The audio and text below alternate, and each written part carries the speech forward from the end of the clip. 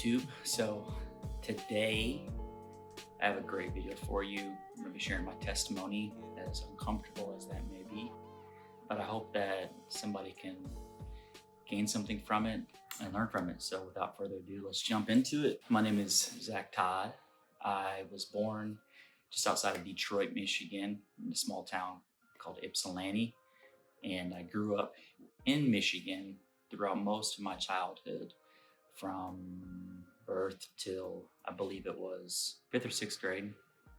We moved to Florida.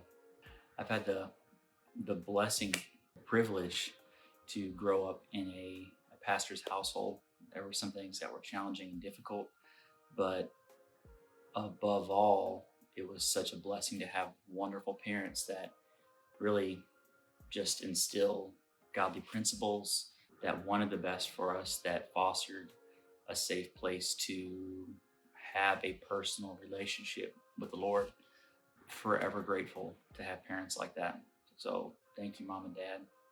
But yeah, I don't have this wild, crazy testimony that you typically hear from people, and I love those. I love seeing just a wild, tremendous story of like a come to Jesus moment. Mine's probably drastically different from that. It's been a journey of, learning who Jesus is and growing in that. I'm not saying I'm perfect. I did everything right. Don't get me wrong.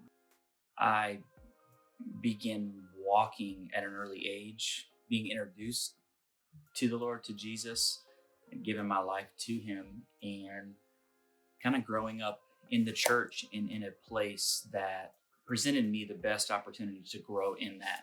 And I love that. It's so different from society and the culture today. I don't take that for granted. I'm forever thankful to be able to have that. Yeah, growing up in church was great. There was a lot of things that I seen both behind the scenes, on stage and off stage, that most people don't get to see. My dad was a great role model for me in learning what it is to not only be like a man of God, but also to live that out on a daily basis. The same person that he is on stage is the same man who he is at home. And you don't see that too often. He's a role model of mine. I'd call him my hero. He's my best friend. About 15 or 16 years old, I was at a campground in Waimama, Florida, and that's where I received a call into ministry. And at that time, there was a particular moment where there was 3 individuals that came up and gave me a prophetic word. Now, like growing up in church, as the pastor's kid, whenever anybody would come to town to do a revival or speak or anything, seemed like there was always like a prophetic word that was ready to be given towards the pastor's kids or something along that. And so I was very guarded, or like some sense of discernment when people would try to give a prophetic word. And so when the first person came up, I just kind of took it lightly, like, oh, thank you, God bless you. They had come up to me and they said, I don't know you, but I just want to let you know that God's going to use you to lead tens of thousands into worship. And sounds huge, and it is huge. But at that time, I had only played drums. To me, it was just like, okay, thank you, God bless you. I think you missed the mark on that one, but thank you, And then the second person came up and reiterated that verbatim. I don't know you, but the Lord wanted me to tell you that He's going to use you to lead tens of thousands in worship. And at that time, I was like taken back, like, all right, God, you have my attention. Like, what's going on? Like, what's about to take place? And 5 minutes later, a third person came up and said the exact same thing again. That shook me. Like, all right, God, I see you. I know you're speaking. I don't know how this is going to happen or what's going to take place, but I'm here for it. So I took that home. I wrote that word down and began to really just pray on that and lean into that and ask God to give me the giftings and the ability to understand music. I began practicing and playing piano. I was able to learn piano and guitar and start leading worship in our youth group very quickly. Like, I'm talking like within a month of being able to like sit down and learn an instrument. It was nothing short of a miracle. It was God that really gifted me to be able to do so. But I also applied myself in that. Let's fast forward to, I think it was my first year of college. I started dating this girl in high school. And this is where I guess my come to Jesus moment kind of really happened, transpired. I was dating this girl in high school. Shouldn't have been dating her. I mean, you know how it is. Like I was just led. I was led by my flesh. I was led by my eyes. Dated her for a couple of years, and thought like, oh, this is great. This is the person I want to marry. It wasn't at all the person that I needed to marry. One of the biggest mistakes in my life was proposing to this girl first year of college. It was all like fleshly desires. That's all that I seen. There was nothing more than that. There wasn't any spiritual growth taking place in her life or a relationship that I know of. It's something that I deeply regret. So I'm living in Pensacola. We're engaged, and I'm living there. I'm living with her at her place.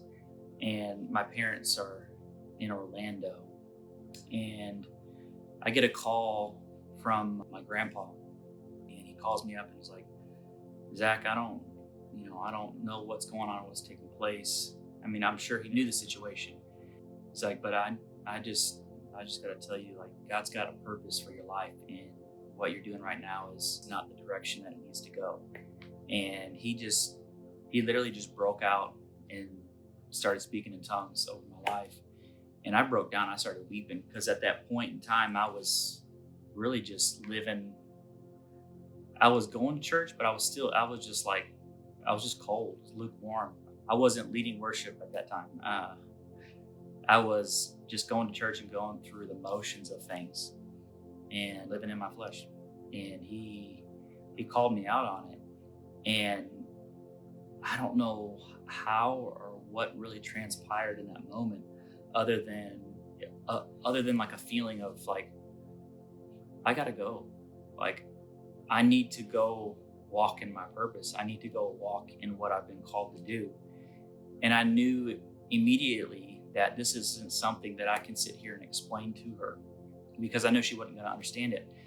And nor did I really have an understanding of how or why, but it was something that I just knew in my heart. I just knew in my spirit, this is not where I need to be, and this is not the life that I need to be living. So it was just immediately I got off the phone with my grandpa and went to her and was like, I don't even know what to say, but I gotta go. I can't even give you an explanation of why, because you're not going to get it, and because I don't fully understand it. But this is not where I need to be, and I know that. And so that blew up. I packed up my car literally the same day, same evening, and took off and just drove right to Orlando. Called my parents on the way, explained everything. Was like, hey, can I come live with you guys? I just broke everything off.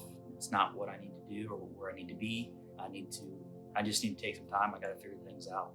So I moved to Orlando, and man, when I get to Orlando, I begin to get back to walking with the Lord, cultivating that relationship that I once had, but this is on another level. It's a deeper walk. It's something that's so much greater than I had known. I just want to encourage you, those that are listening, wherever you're at, whatever you're in, whatever you're doing, the Lord has a plan. He has a purpose for your life. Don't let anything or anybody else keep you from walking in that. When you're walking according to His plan and His purpose for your life, there is nothing else in this world that is more fulfilling. He is all joy. He's the source of it. He's all peace. When you walk in those things and you do that wholeheartedly, there's nothing that you lack. Doesn't mean that it's going to be all fun and all easy to do, but you're living and walking in like fulfillment when you do that. Yeah, thank you for listening, and thank you for tuning in. I hope that my testimony was able to bless some of you today, and if you didn't know me, now you know me a little bit better. So I appreciate your time. Thank you for listening. God bless.